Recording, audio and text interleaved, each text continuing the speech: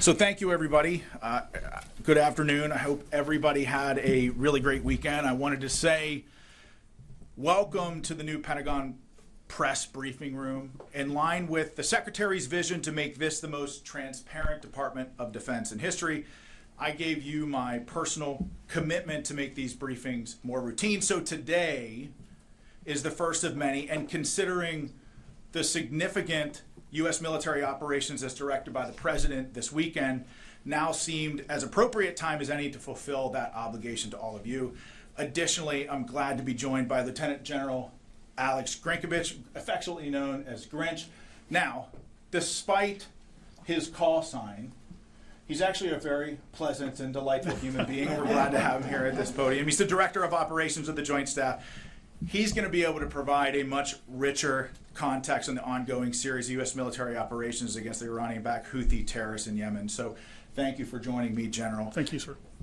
As many of you all know, we had an election back in November, and as a result of that election, an overwhelming mandate from the American people, there's a new president in the White House, and that, of course, is our president, President Donald Trump, who has immediately gotten to work on his America First agenda for the Department of Defense. Among those are four top-line points that I think are very important for those in this room to understand. Those are protecting the U.S. homeland, deterring China, and maintaining the ability to strike America's enemies anywhere in the world, and then also asking our allies to do more. We all know that this is a tall task, to be sure. So President Trump knew we needed a certain type of leader to bring the department into the 21st century, and he found that leader in now Secretary Pete Hegseth. So in less than 2 months, Secretary Hegseth has taken monumental steps to return the Department of Defense to its core mission, which is warfighting, lethality, meritocracy. In a very, very short amount of time, Secretary Hegseth has restored the warrior ethos. He's declared DEI dead at the DoD. He's made the sovereignty of our borders a matter of national security. And we are refocused on training, fitness, and high standards across the board here in the Department of Defense.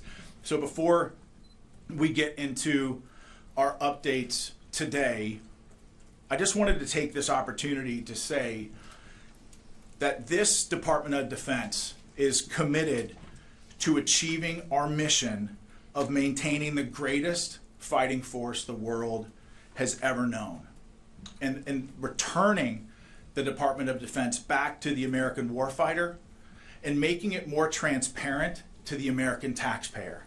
So starting out, as I'm sure you've all seen over the weekend, U.S. Central Command Forces initiated a series of operations consisting of precision strikes against Iran-backed Houthi targets across Yemen to restore freedom of navigation and reestablish American deterrence.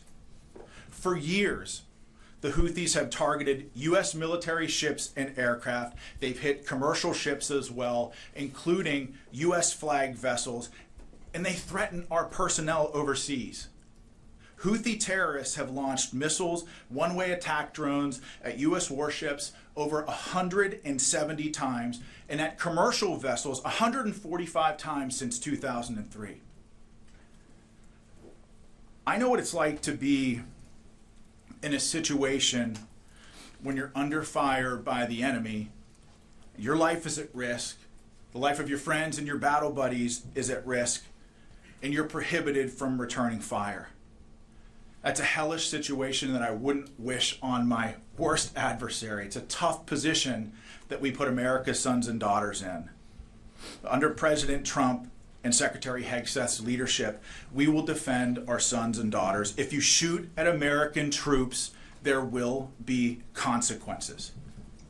As President Trump and Secretary Hegseth have made clear, these actions by the Houthis will not be tolerated.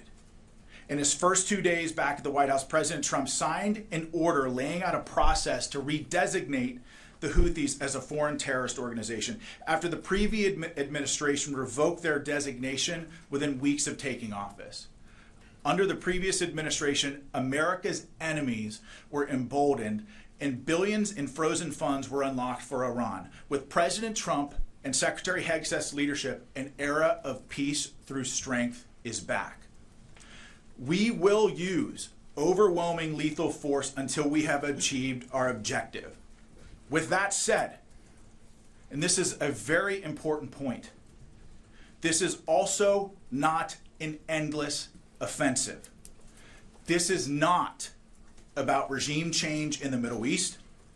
This is about putting American interests first. As I said over the weekend, there is a very clear end state to this operation. And that begins the moment that the Houthis pledge to stop attacking our ships and putting American lives at risk.